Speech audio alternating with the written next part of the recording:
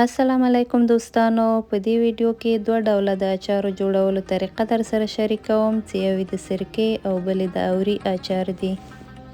د اچارو لپاره اړین مواد بانجان، شلغم، زردکې، شنه مرچ، اوږه. هره ترکاري مو چې خوښیږي کولی شئ ترېنه استفاده وکړئ.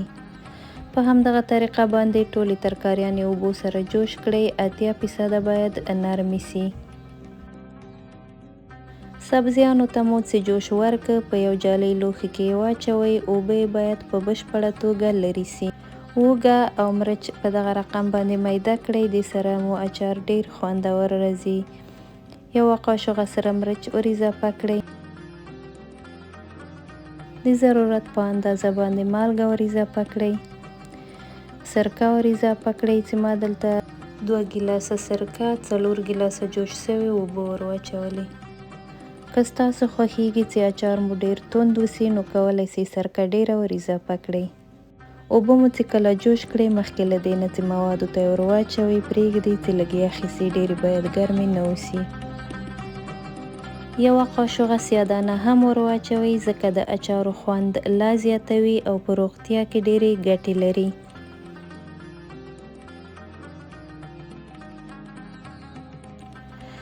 بیا مې د اوري د اچارو لپاره ټول مواد همغه رقم سره ګډ وډ کړل. میده سوی اوری مې ور اضافه کړ او جوش سوي نیم ګرمه اوبه مې ور اضافه کړې.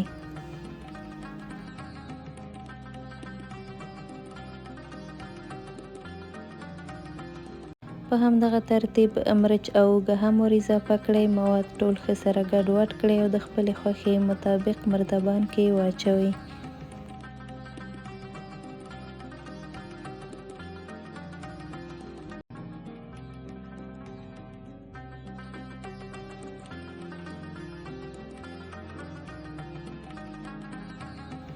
د اوري اچار باید 3 اونۍ پرېښودل شي ترڅو په ښه خوند سره جوړ شي. خو د سرکې اچار په 1 اونۍ کې تیاریږي، یعنې 1 هفتې لپاره یې پرېږدئ. وروسته له 3 اونیو د اوري اچار مو خوندور او تیار سول.